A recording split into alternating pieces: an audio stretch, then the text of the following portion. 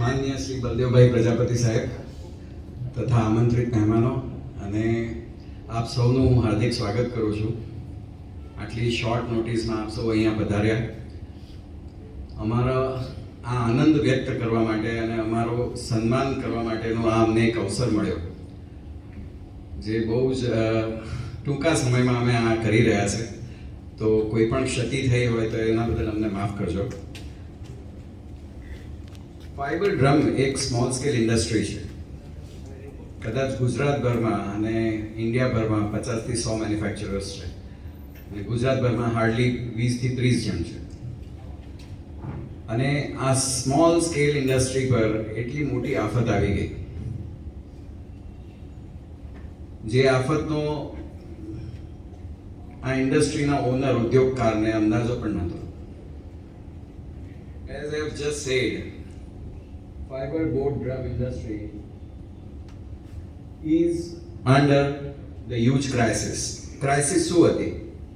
તો કે due to immediate demand તમારે 18% જીએસટી ભરવાનો છે, જ્યારે અમે બધા લઈ રહ્યા હતા માત્ર 12%. કલેક્ટ કરતા હતા 12%, ડિસ્ચાર્જ કરતા હતા 12%. અને સડનલી જીએસટી ડિપાર્ટમેન્ટે 8મી ફેબ્રુઆરીએ મારી કંપનીમાં આવીને સર્ચ કરી અને મને કહે કે તમારી પ્રોડક્ટ તો 18%માં આવે, એટલે તમારે 6% ડ્યુટી એક્સ્ટ્રા છે કે 1/7/2017 ભરવાની આજની તારીખ સુધી, વત્તા પેનલ્ટી વત્તા ઇન્ટરેસ્ટ. શરૂઆતમાં બહુ સમજ ના પડી, પણ જ્યારે ટોટલ કાઢ્યું ત્યારે ખબર પડી કે આ તો આપણા આખા વર્ષના ટર્નઓવરથી 50% ઉપર છે. આખી જિંદગીમાં કમાયેલા છે એનાથી વધારે પૈસા છે. છોકરાઓ માટે બચાવેલા પૈસા, આખી જિંદગીની મહેનત કરીને બચાવેલા પૈસા સડનલી સરકાર એવું કહે કે ભાઈ તમે આપી દો. એકદમ અતિશય સ્ટ્રેસમાં, અતિશય મૂંઝવણમાં મુકાઈ ગયો. પછી યાદ આવ્યું એ પ્રમાણે કે ભાઈ અમારા ઇન્ડસ્ટ્રીના મિત્રોને ફોન કર્યા અને ફોન કરીને ખબર પડી કે ભાઈ હું એકલો 12% નથી લેતો, બીજા બધા પણ લે છે. પછી તપાસ કરતા ખબર પડી કે આખા ગુજરાતમાં બધા 12% લે છે.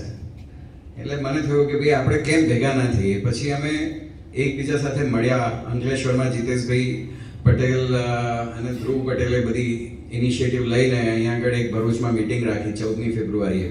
8મી તારીખે મારી ત્યાં ઇવેન્ટ થઈ અને ઇવેન્ટ થઈને જેવી ખબર પડી 25મી ફેબ્રુઆરીએ અમે આખા ઇન્ડિયાના બધા જ કંપનીવાળા ભેગા થઈ ગયા.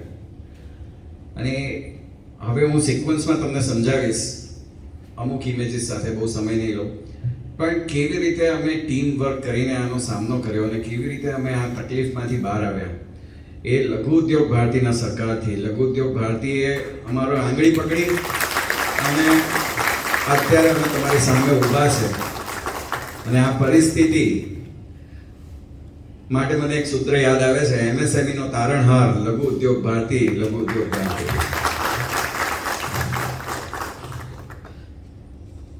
જેવી રીતે શ્રી કૃષ્ણ ભગવાને પાંડવોના સારથી બનીને અધર્મ સામેના યુદ્ધમાં વિજય અપાવ્યો, તેવી જ રીતે લઘુ ઉદ્યોગ ભારતીએ એફએમએના સારથી બનીને અમારી સાથે રહીને જીએસટીની તકલીફમાંથી મુક્તિ અપાવી. એટલે એફએમએ કા સારથી લઘુ ઉદ્યોગ ભારતી, રાઈટ. અને આ સૂત્ર હું માનું છું કે આખા ઇન્ડિયામાં, not only for FMA, for any kind of a small scale industry, for any kind of MSMEs, I think જે રીતે નિસ્વાર્થ પ્રમે સેવા કરી છે. સેવા શબ્દ હું એટલા માટે વાપરું છું કે એના બદલામાં કશું માંગ્યું નથી, કશું ડિમાન્ડ નથી કર્યું, અને અમને અમારો હાથ પકડ્યો તો કામ પતાવીને અમારો હાથ હજુ પણ અમારી સાથે છે અને અમારી સાથે સદંતર રહેશે એવી અમને આશા આપી છે. અને વિશ્વાસ છે, અમારા બધામાં અત્યારે એટલો બધો વિશ્વાસ છે કે અમારી સાથે આવી સંસ્થા હોય તો અમને કોઈ દિવસ અન્યાય નહીં થાય.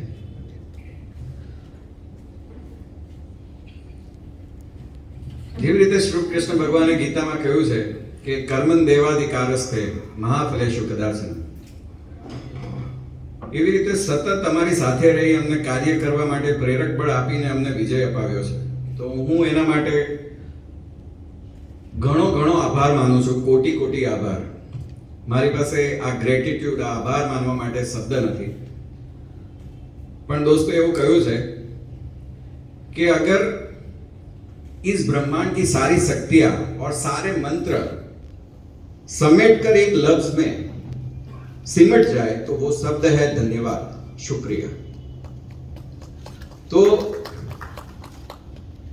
એઝ આઈ સેડ, આ બ્રહ્માંડની સમગ્ર શક્તિઓ અને સમગ્ર સારા મંત્ર બધા ભેગા થાય તો એનું એક સમીકરણ બને છે અને એનું સૂત્રનું સાર છે એ શુક્રિયા. Thank you so much. કોટી કોટી ધન્યવાદ મેં તરફથી. તો હવે હું તમને એક નાનકડું પ્રેઝન્ટેશન બતાવીશ. First of all, FMA fiber drum manufacturers association all over India તરફથી હું વેલકમ કરું છું સ્પેશિયલી શ્રી બલદેવભાઈ પ્રજાપતિને, જેમના સહકાર, માર્ગદર્શન અને ગાઈડન્સ વગર અમે કદાચ આ તકલીફમાંથી બહાર ના નીકળી શક્યા હોત. તેમની સાથે શ્રી નરેશજી પારીખ, જે આજે અત્રે પધારી નથી શક્યા, શ્રી અર્પિતજી મિત્તલ, શ્રી ઓમ પ્રકાશજી મિત્તલ અને શ્રી શ્યામ સુંદર સરોજાજી સર, આ સર્વ મહાનુભાવોનું સ્વાગત કરું છું.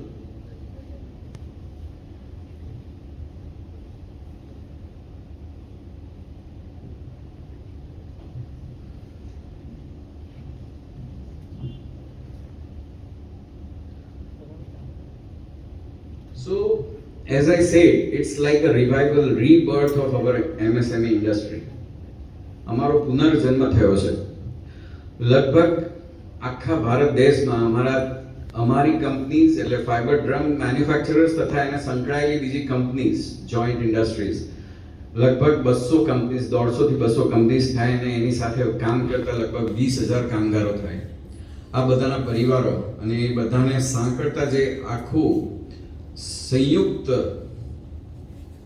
યોજનાથી અમે જે આ તકલીફમાંથી બહાર આવ્યા છે એ બધાનો અમારો પુનર્જન્મ થયો છે સ્મોલ સ્કેલ ઇન્ડસ્ટ્રીનો.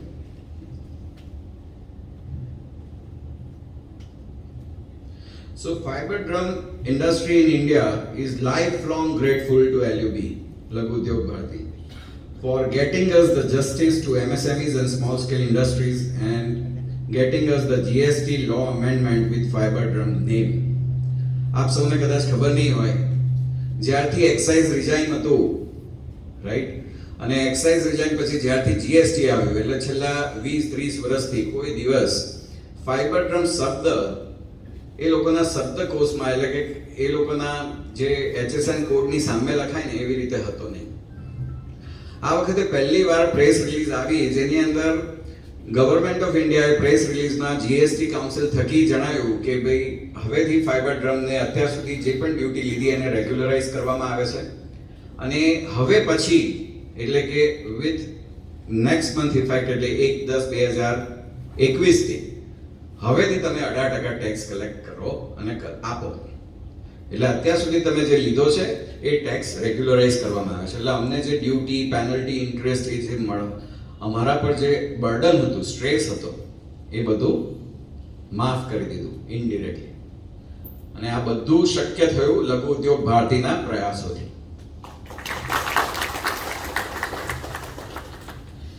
એટલે એઝ આઈ સેડ, આ એક નાનકડી ઇન્ડસ્ટ્રી છે. આ ઇન્ડસ્ટ્રીનું એવરેજ ટર્નઓવર 4 થી 6 કરોડ છે અને લગભગ 40-50 લોકો એમ્પ્લોય કરે છે અને માત્ર 5-7% પ્રોફિટથી ચાલતી કંપનીઝ કેવી રીતે આટલો મોટો બર્ડન, એટલે લગભગ એક કંપનીને 2 થી 3 કરોડ રૂપિયા ભરવાના આવતા હતા.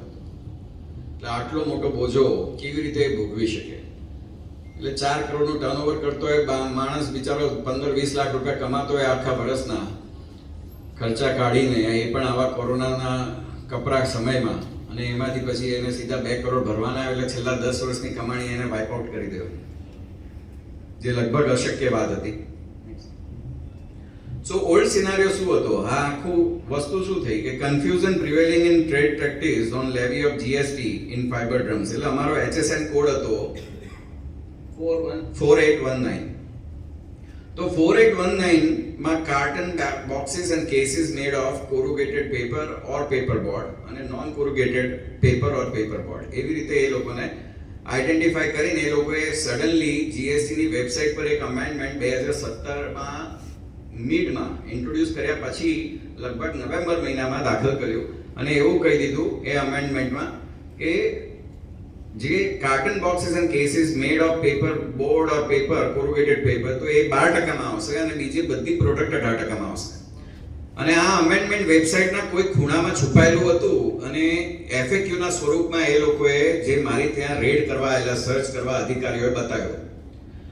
મેં કહ્યું અમે 3.5 વર્ષથી વેપાર કરીએ છીએ, રિટર્ન ફાઇલ કરીએ છીએ, આ કરીએ છીએ, રિફંડ લઈએ છીએ, અમને કોઈ દિવસ તો તમે કહ્યું નહીં. તમે કોઈ દિવસ ઈમેલ ના કર્યો, કોઈ દિવસ પર્સનલી ના જણાવ્યું, અમે ટેક્સ ભરતા હતા, અમને કોઈ પ્રકારે જણાવવામાં ના આવ્યું કે તમે આ ઓછો ટેક્સ ભરો છો, વધારે. અમે જેટલો કલેક્ટ કર્યો એટલો અમે ભરી દીધો, અમે ટેક્સની ચોરી તો કરી જ નથી. તો આ બધી વાત એ લોકોએ તો ના સાંભળી, પણ સાંભળી કોણે? લઘુ ઉદ્યોગ ભારતીએ. સો મારો કહેવાનો મતલબ એટલો જ છે કે પ્રિવેન્ટિવ ડિપાર્ટમેન્ટે જે નોટિફિકેશન નંબર લખ્યો છે એના થકી અમને કહી દીધું કે તમારે તો પૈસા ભરવા જ પડશે. નેક્સ્ટ.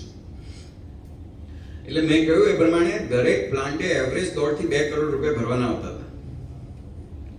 અને ધેટ વોઝ નોટ સ્કોપ. એટલે લગભગ એવું સમજો કે આ ઇન્ડસ્ટ્રી મૃતપાય થવાની અણી પર હતી. લગભગ 70 થી 80% કંપનીઝ તો બંધ જ થઈ જતી, કારણ કે એમની કોઈ કેપેસિટી નથી. નેક્સ્ટ. સો અમારી ડિમાન્ડ હતી કે ભાઈ અમને રેટ્રોસ્પેક્ટિવ, તમારે જે લેવું હોય એ પૈસા અમે આપી દઈશું. રેટ્રોસ્પેક્ટિવ ઇફેક્ટ અમે નહીં ભોગવી શકીએ. તમે કહો છો કે ભાઈ ભૂતકાળથી પૈસા ભરો, એ અમે નહીં ભોગવી શકીએ. અમે ભવિષ્યમાં કોઈ પણ તારીખ નક્કી કરો, અમે પૈસા ભરી શકીશું. તમે માંગો એટલા ભરી શકીશું. અમે અમારે તો લઈને આપવાના છે, અમારે બીજું તો કશું કરવાનું નથી. Everybody is comfortable in Gujarati or shall I use Hindi? है ना, गुजराती इज ओके, है ना? सो जीएसटी ડિપાર્ટમેન્ટ જ્યારે એમને સર્ચ ઓપરેશન્સ ચાલુ કર્યા, આખું અમે એમને આ બધું સમજાવ્યું, એ લોકો સમજી ગયા, પણ અમને કહે કે ભાઈ અમારો તો કાયદો કે છે, અમારે તો પૈસા લેવાના એટલે લેવાના. અમને તો જ્યાં સુધી સેન્ટ્રલ ગવર્મેન્ટ કાયદામાં અમેન્ડમેન્ટ નહીં કરે ને ત્યાં સુધી અમે તમારી વાત નહીં સાંભળીએ. અને નોટિસો આપવાની ચાલુ કરી દીધી, સર્ચ કરવાના ચાલુ કરી દીધા. લોકો અહીંયા હેરાન થઈ ગયા, માનસિક ત્રાસ એટલો બધો મળ્યો. અને બધી જ વસ્તુ સ્ટેજ વાઇઝ હવે હું તમને શેર કરીશ. નેક્સ્ટ. એટલે ક્લાસિફિકેશન એમ્બિગ્યુટી હતી કે ભાઈ અમને એવું કે ભાઈ અમે તો 4819 માં એક્સાઇઝમાં હતા, તો અમે હજુ પણ 4819 માં જ છે ને. 4819 જે દિવસે 1/7/2017 લાગુ પડ્યું જીએસટી ડિપાર્ટમેન્ટ, એટલે એમને કહ્યું કે અમારા વેબસાઇટ પર જોઈ લેવાનું કેટલા ટકા લાગે છે. અમે જોઈ લીધું બધાએ. આજે મેં ભૂલ કરી હોત તો અમારા ગુજરાતમાં 32 જણ છે, બધાએ ભૂલ કરી હોત. પણ એ વેબસાઇટ પર જ 12% લખેલું હતું. એ લોકોએ જે પાછળથી અમેન્ડમેન્ટ કરીને FAQ માં ક્વેશ્ચન આન્સરમાં એ મૂકી દીધું કે ભાઈ આ અમેન્ડમેન્ટ છે હવેથી 18%. એ કોઈએ જોયું નહીં અને કોઈ સમજી ના શક્યું નહીં. તો આટલી મોટી ભૂલ આપણે ઇન્ડસ્ટ્રી વાળા ના કરીએ. અચ્છા, કોઈ કંપની વાળા ના જોયું, પણ એના કન્સલ્ટન્ટ એટલે કે એના ચાર્ટર્ડ એકાઉન્ટન્ટ કે એના જે પણ ટેક્સ રિટર્ન્સ ફાઇલ કરે છે એ લોકોએ પણ નથી જોયું. So that means it is something of a different agenda, a hidden agenda. So જે રીતે કહ્યું એ પ્રમાણે આ 1 ઓક્ટોબર 2021 થી નવા rate 18% for all paper and paper related product for either corrugated or non corrugated containers માં આ પ્રેસ રિલીઝ ઓલરેડી પબ્લિશ થઈ. નેક્સ્ટ. તો આની આ આખી જર્ની, આ આખી જે અમે આ આખી પ્રયાસ કર્યો, આ આખું અમારી જે એફર્ટ રહી છેલ્લા 6 મહિનાની, એની શરૂઆત કેવી રીતે થઈ? શરૂઆત તો એક મારી કંપનીમાં સર્ચ ઓપરેશનથી થઈ. ત્યાર પછી બધાને નોટિસો મળવા મળી. એટલે શરૂઆતની જે આ પહેલી મીટિંગ અમારી થઈ 8/2 અમે લોકો ભેગા થયા જીએસટી દ્વારા.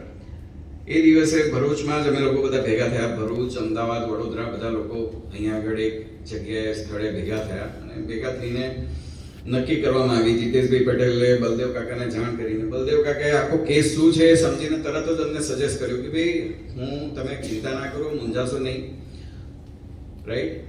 હું તમને એક જીએસટીના અમારા જાણીતા એક્સપર્ટ છે અર્પિતભાઈ મિત્તલ, એમનો તરત જ નંબર આપ્યો, એમની સાથે વાત કરાઈ.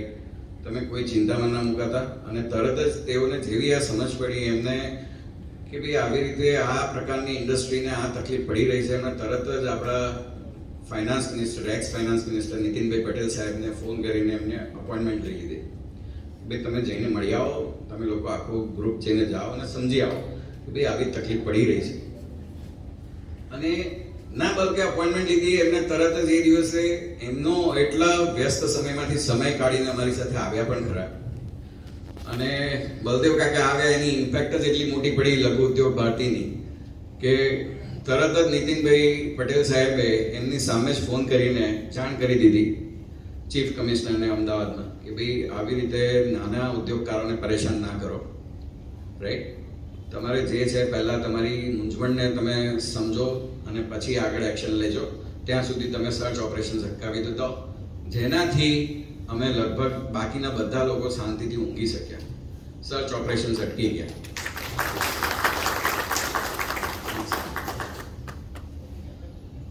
પછી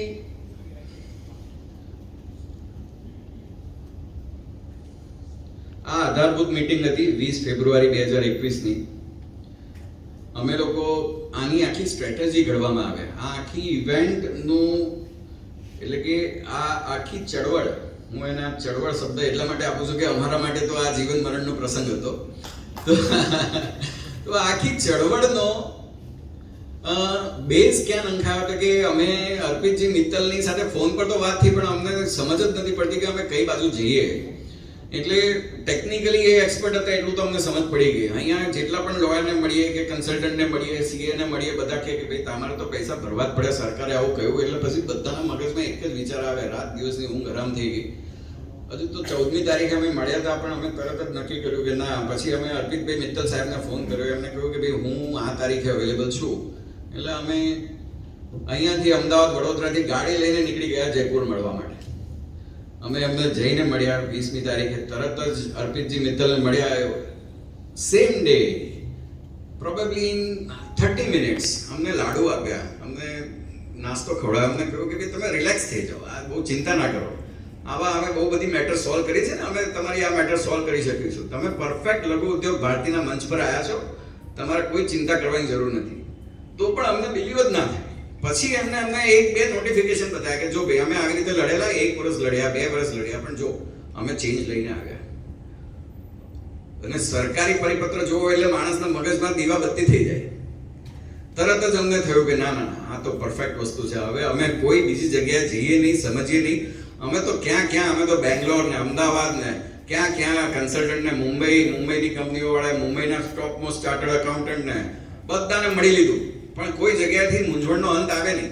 અર્પિતજી મિત્તલને અમે મળ્યા, એમને સમજાવ્યું, અમારું એકદમ જ અમે રિલેક્સ થઈ ગયા. અને અમને ખબર પડી ગઈ સ્ટ્રેટેજી, અમારી સ્ટ્રેટેજી બની ગઈ કે હવે પછી અમે કઈ રીતે કામ કરીશું. પણ આ સ્ટ્રેટેજીમાં અમારી જરૂરિયાત હતી અમે બધા લોકોને સાથે સાંકળીએ, આખા ભારતભરના ફાઇબર ડ્રમ મેન્યુફેક્ચરર્સને સાથે સાંકળીએ. એટલે અમે લોકોએ 25 તારીખે અમદાવાદમાં આખા ફાઇબર ડ્રમ મેન્યુફેક્ચરર્સ એસોસિએશનનું ફોર્મેશન કર્યું. ત્યાં સુધી અમારે કોઈ એસોસિએશન હતું નહીં. એ દિવસ એટલે 5 દિવસ પછી અમે પાછા આવ્યા, તરત જ એસોસિએશનનું ફોર્મેશન થયું. અને ફોર્મેશનમાં અર્પિતજી મિત્તલને ઇન્વિટેશન આપ્યું. એમને આખી સ્ટ્રેટેજી સમજાવી કે આપણે આવી રીતે જઈશું અને તમે ધીરજ અને સમય, 2 વસ્તુ, પેશન્સ અને ટાઈમ સાથે રમશો તો તમને 100% પોઝિટિવ પરિણામ મળશે. હવે કોઈ વ્યક્તિ આવું બોલે 100% રિઝલ્ટ મળશે ને એ પણ સેન્ટ્રલ ગવર્મેન્ટમાંથી, તો એ આપણા માટે શું હોય? સૌથી મોટો દિલાસો, સૌથી મોટી શાંતિનો મેસેજ અમને મળ્યો. ત્યાર પછી બધા લોકોએ પોતપોતાની રીતે કામ ચાલુ કરી દીધું.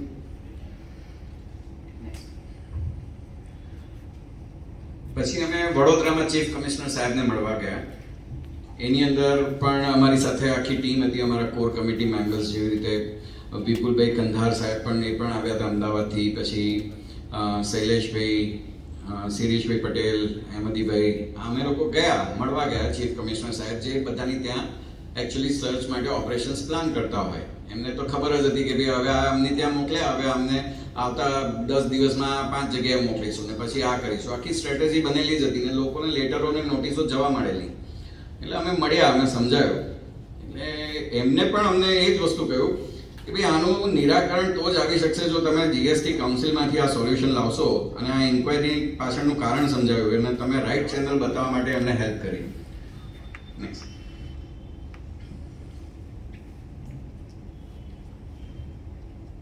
પછી જે દિવસે અમે લોકો અમદાવાદમાં કાઉન્સિલની બેઠક એટલે એસોસિએશનનું ફોર્મેશન માટે મળેલા, એ જ દિવસે આપણા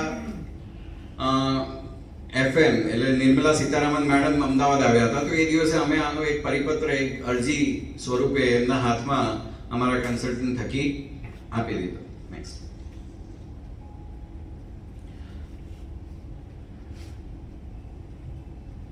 ગેમ ચેન્જર મીટિંગના ફોટોગ્રાફ્સ છે, જે દિવસે અમે ભારતભરમાંથી લગભગ 50-60 જણ ભેગા થયા હતા અને અમારું સંગઠન બન્યું. અને આ સંગઠનને આ લડત પાછળનું જીત પાછળનું મુખ્ય સ્ટેટસ છે, એટલે કારણ છે એ ટીમવર્ક છે, ડેડિકેટેડ હાર્ડવર્ક છે અને સ્ટ્રેટેજિક પ્લાનિંગ છે. અને પેશન્સથી જીએસટી કાઉન્સિલમાં અમે નોટિફિકેશન મેળવી શક્યા. નેક્સ્ટ.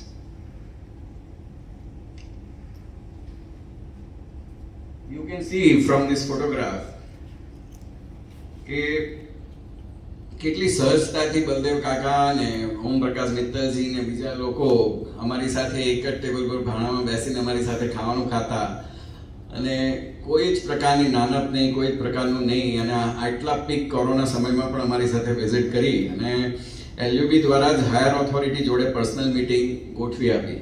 બાકી લઘુ ઉદ્યોગ ભારતી વગર તમે આ પ્લેટફોર્મ વગર અમે આ હાયર ઓથોરિટીઝ જોડેની મીટિંગ અમે ના કરી શકતા. અને સતત જીવના જોખમે અમારી સાથે ને સાથે જ રહ્યા. Another big milestone, very big. 18મી માર્ચે શ્રી બલદેવભાઈ પ્રજાપતિ એલયુબીની ટીમના પ્રયત્નથી શ્રી નીતિનભાઈ ગડકરીજીની અપોઇન્ટમેન્ટ મળી અને એ અપોઇન્ટમેન્ટ મળી અને એલયુબીની ટીમ સાથે મળીને ખૂબ જ સ્ટ્રોંગ રેકમેન્ડેશન એમણે નીતિનભાઈ ગડકરીજીએ ફાઇનાન્સ મિનિસ્ટ્રીમાં કર્યું. અને આ જે મીટિંગ છે એમાં જીતેશભાઈ પટેલ સુરત એરપોર્ટ પર હતા ને, ત્યારે સુરત એરપોર્ટ પર જીતેશભાઈ પટેલનો કોરોના રિપોર્ટ પોઝિટિવ આવ્યો. તો બલદેવ કાકાને એવો સાથે જવાના હતા, પણ એમનો રિપોર્ટ પોઝિટિવ આવ્યો તો બલદેવ કાકાએ કહ્યું કે ભાઈ તું પાછો જતો રહે. એમના જીવના જોખમે એ પોતે દિલ્હી ગયા અને દિલ્હી જઈને એ બધી ગોઠવણ કરીને અમદાવાદ પાછા આવ્યા પછી પણ તેઓએ પોઝિટિવ આવ્યા. અને હોસ્પિટલમાંથી પણ એમએસએમઈ અને સ્મોલ સ્કેલ ઇન્ડસ્ટ્રી માટે વિચારવાનું એઓએ ચાલુ જ રાખ્યું સતત. અને એ અપોઇન્ટમેન્ટ એ લઈ આવ્યા. એટલે આ તો કેવું છે કે કોઈ પોતે પોતાના સગા ભાઈ માટે કે પોતાના સગા એના માટે પણ આ વસ્તુ અશક્ય હતું એ સમયમાં, જ્યારે માર્ચ અને એપ્રિલને એનો પીક સમય ચાલી રહ્યો હતો. એટલે 24/3ની એના પછીની મીટિંગ. નેક્સ્ટ.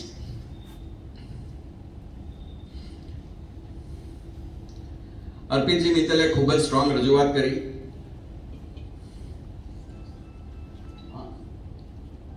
આ 25/3/2021 શ્રીમતી નિર્મલા સીતારામન મેડમ સાથે આ મીટિંગ જે બલદેવ કાકાએ ગોઠવી આપી આપણને. તો આ મીટિંગના સમયમાં ઓમ પ્રકાશજી મિત્તલ પણ મીટિંગ માટે દિલ્હી આવ્યા હતા, પણ એમની તબિયત બગડી. તો અર્પિતજીને કહ્યું કે ભાઈ અર્પિતજી તુમ रुक जाओ, नहीं तो गुजरात के हमारे बंधु लोग नाराज हो जाएंगे. તો એ સમયે પણ ઓમ પ્રકાશ મિત્તલજીએ અમારા માટે કોઈ પણ પ્રકારની ચિંતા કર્યા વગર અમારા માટે વિચારવાનું ચાલુ જ રાખ્યું. એટલે એનાથી અમને સમજ પડી કે એલયુબી માટે, એટલે કે એમએસએમઈ ઇન્ડસ્ટ્રી કે સ્મોલ સ્કેલ ઇન્ડસ્ટ્રી માટે લઘુ ઉદ્યોગ ભારતી કેટલું બધું વિચારે છે, કેટલું કામ કરી જાણે છે.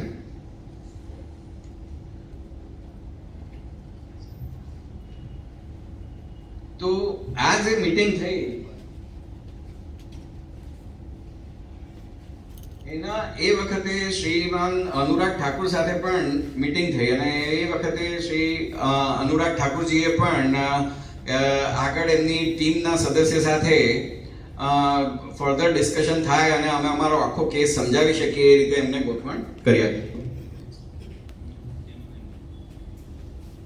મીનવાઇલ અર્પિતજી મિત્તલે અમને કહ્યું કે ભાઈ આપણે કેસ જીતવો હોય તો એકલી વાતો અને ઓળખાણોથી નહીં ચાલે. તમે કોઈક સ્ટ્રોંગ એવિડન્સ લઈ આવો કે તમારી પ્રોડક્ટમાં જે વસ્તુ એ લોકો કહે છે કે નથી એ એવું તમારી પાસે છે. એટલે અમે લોકો પછી ઇન્ડિયન ઇન્સ્ટિટ્યૂટ ઓફ પેકેજિંગ છે અને 2-3 યુનિવર્સિટી પાસે ગયા, પ્રોડક્ટની રિસર્ચ કરાવડાવી, એને એનાલિસિસ પછી એના રિપોર્ટ્સ લીધા અને રિપોર્ટ્સ આગળ જતા અમે સબમિટ કરાવડાયા અને એનાથી પણ બહુ મોટી ફરક પડી ત્યાંની ટેકનિકલ રિસર્ચ યુનિટ દ્વારા. 29/6ની મીટિંગ છે ફાઇનાન્સ મિનિસ્ટર ઓફ ઇન્ડિયા સાથે. એટલે જોઈન્ટ સેક્રેટરી ફિટમેન્ટ કમિટીના જીડી લોહાની સર છે અને એ મીટિંગમાં પણ બલદેવ કાકા પ્રેઝન્ટ હતા, ઓમ પ્રકાશ મિત્તલજી હતા, અર્પિતજી હતા, નરેશ પારેખજી હતા. નરેશ પારેખજી આજે નથી આવી શક્યા પણ એનું પણ બહુ મોટું યોગદાન છે.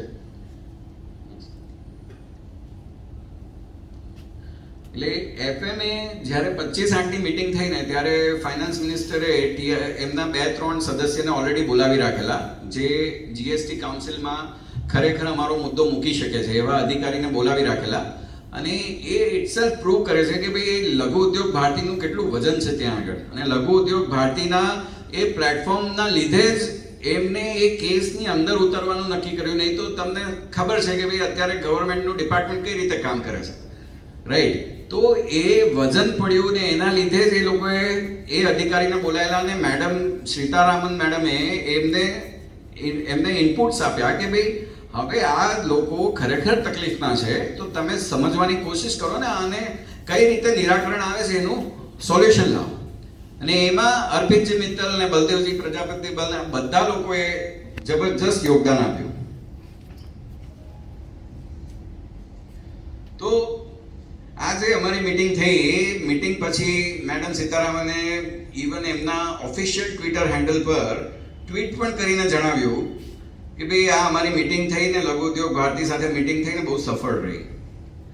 તો મિત્રો, હું તો માત્ર એટલું જ કહેવા માંગીશ કે આ આખી ઇવેન્ટથી તમે સમજી શક્યા કે અમે ચીફ કમિશનર્સથી લઈને ગુજરાતના ફાઇનાન્સ મિનિસ્ટર, જે ડેપ્યુટી સીએમથી લઈને ગડકરી સાહેબથી લઈને નિર્મલા સીતારામન મેડમથી લઈને અનુરાગ ઠાકુરજીથી લઈને અમે એવી હસ્તીને મળ્યા જેના અમે વિચારી પણ ના શકીએ કે એની અપોઇન્ટમેન્ટ પણ લઈ શકીએ. એ બધું શક્ય બન્યું માત્ર ને માત્ર લઘુ ઉદ્યોગ ભારતીના પરિણામો ને મહેનતોથી.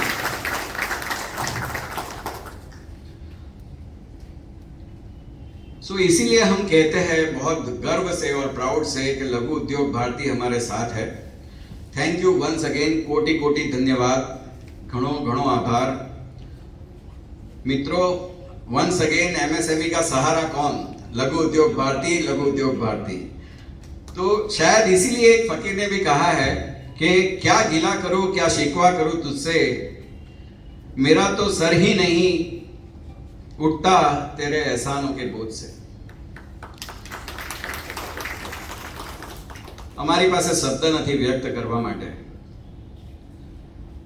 અમે શું કરી શકીએ, શું એક વ્યક્તિએ શું વિચારેલું કે ભાઈ આવો બોજો આવશે તો શું થશે, ને અમે શું કરીશું, ને શું વેચી દઈશું, ને શું ક્યાંથી પૈસા લાવીશું, ને એ અત્યારે તો એ અમે વિચારી પણ નથી શકતા. પણ અમારી પાસે અત્યારે શબ્દ નથી કે અમે આ પ્લેટફોર્મના થકી જે વસ્તુ મેળવી છે એ કોઈ સામાન્ય માણસ મેળવી શકે. તો મિત્રો, એફએમએ તરફથી, fibre drum manufacturers association all over India તરફથી અમે લઘુ ઉદ્યોગ ભારતીને 2,01,1111 રૂપિયાનું ડોનેશન આપવા માંગીએ છીએ. તો એનો ચેક શ્રી જીતેશભાઈ પટેલ.